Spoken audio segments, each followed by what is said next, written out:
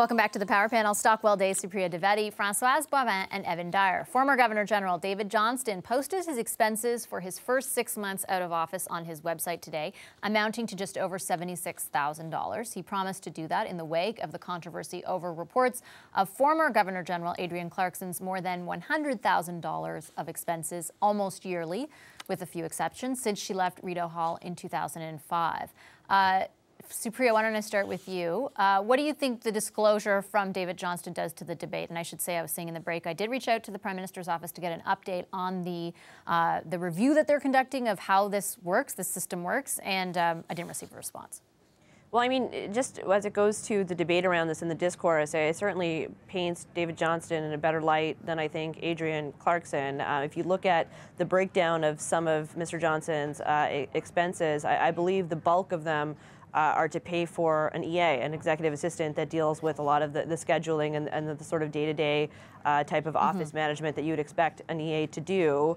I also think so much of this is just an attitude. And I think the way that Ms. Clarkson came across in that Globe and Mail op-ed, where it was sort of like, well, you know, this is how it is, so like too bad, so sad for everyone else, sort of thing. And I mean, I do consider myself a small R, you know, Republican. That's only compounded by the fact that I am from Quebec and am the daughter of 2 Indian immigrants, so that certainly doesn't help the whole monarchy thing. While recognizing that, you know, a constitutional monarchy, I don't have an alternative. I think a constitutional monarchy works quite well, and I think Canadians understand that, you know, a vice-regal does serve a position, and they continue to serve Canada in a certain capacity, but there has to be sort of common sense limits, and I think if it doesn't pass the smell test on something like this, you sort of have to get your common sense, you know, to kick in, and that's certainly not what we're seeing with at least, you know, one GG in particular. Stockwell, is transparency the big issue here?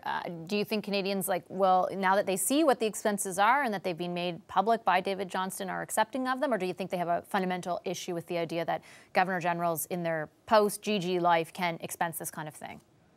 Well, you're right, clearly on that first point on transparency, and put a mark on the wall for another time. Supriya and I are in pretty well 100% agreement, even on the Republican monarchy stuff.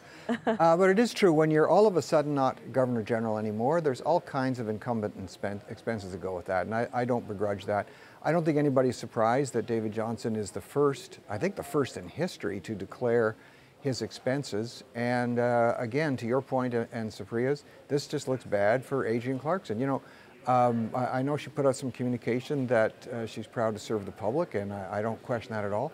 Then you shouldn't be worried about any of your expenses. Put it out there. This looks bad on her, and it gives those who'd like to see, this is a vice-regal office and position. It does have some merit and value, and those people who want to tear it down, this just gives a little bit of fodder to throw onto that fire. So she should declare, and I think as much as I respect Michaëlle Jean, she should also be declaring.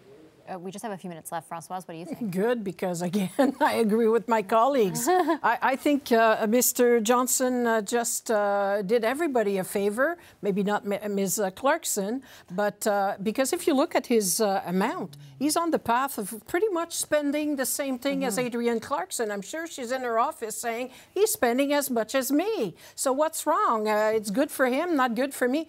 Because he disclosed it. That's the big difference. And he did it voluntarily without having anybody forcing him to do so, which was very smart on his part, because we tend to less question him on the basis. But it might be interesting to see how much he's paying his staff, what for, what type of speech they do, the Governor General, ex-Governor General. Is it really on behalf of Canada or on their own personal behalf? I think it's public money. We should have a right to it. Evan, final word to you.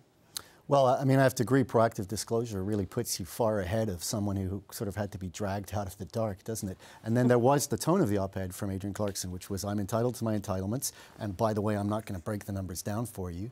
Whereas with David Johnston, we see, you know, $8,000 for office expenses, X amount for travel, and so on. And I think he also made the point that some of his expenses are really a one-time expense. This is to set up the office. Presumably after that, it will run a little less expensively, because actually it isn't any cheaper than what Adrienne Clarkson is asking. But I would also say, I actually once saw David Johnston personally write a check to a charity, quite a large one, not one that could or did issue a tax receipt, got no publicity for it. So, you know, I mean, I think of him as a very honest, like the guy. I like him. He's an honest person. He's got a lot of integrity. I don't think it's ever been called into question. So I'm not really surprised to see him come out and do this, I have to say.